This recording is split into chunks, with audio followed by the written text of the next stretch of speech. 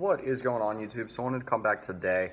I believe the last video I covered was just a little bit of last chance use stuff, but it's something this is an issue that I'm covering, and I'm pretty sure anyone that writes college football right now is covering as well. The Urban Meyer situation, which kind of shook the college football landscape today. And then when Zach Smith, the assistant coach at Ohio State, I believe wide receivers coach, was dismissed on July 24th originally for these domestic violence issues. Now, obviously, any football fan, domestic violence issues, mainly at the NFL level, seem to hit the headlines way too often. Year-by-year basis, tend to have 10 to 12 major issues, at least from what I've seen between the NFL and college levels, but you probably dig deeper than that. However, I wanted to not really give my take on the situation, but put forward everything that I've seen so far in my context. I'm not going to try to give any hot takes on the situation because I think it's a little bit of a sensitive subject for a lot of people involved.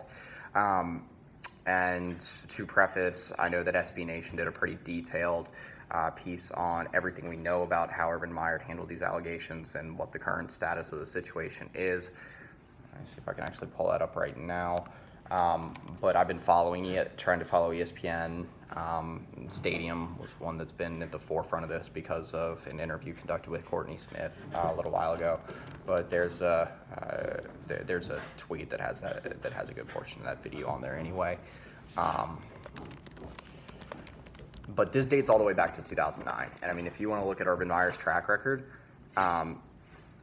it goes back even before that. Obviously, his end with the Florida Gators was a little bit controversial. He caught a lot of scrutiny and then picked up, went to Ohio State. It seemed like everything was better, really up until today. This is a coach that had domestic violence issues, again, according to Brett McMurphy, dating back to 2009 against his wife, Courtney Smith.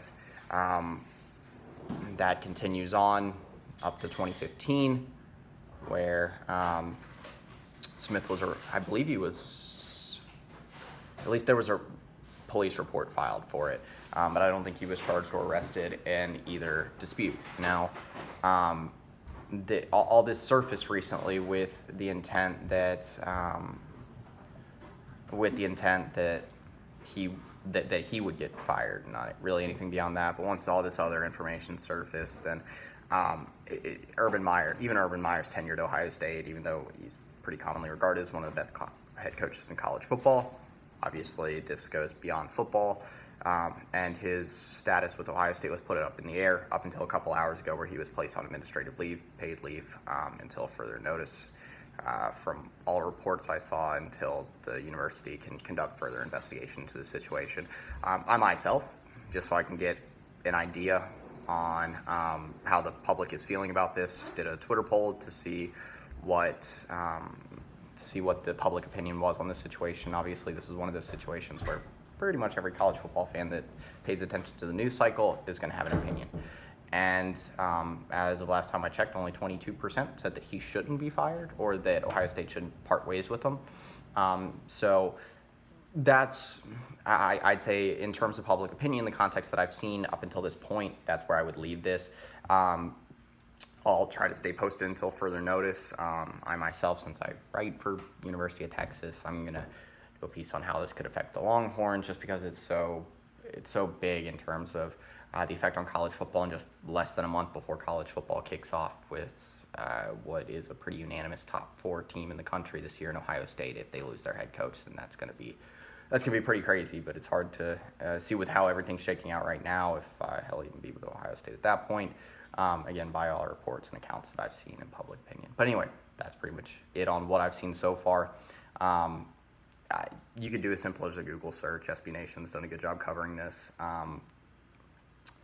Bleacher Report's covered it extensively, but they've had a lot of takes on the situation, so I haven't really gone off that for anything but context or public opinion. And then ESPN's done a good job covering this as well, but they've caught a lot of scrutiny for the way that they've handled this with Brett McMurphy. Anyway, that's pretty much it on the situation. I'll leave that until further notice. So yeah.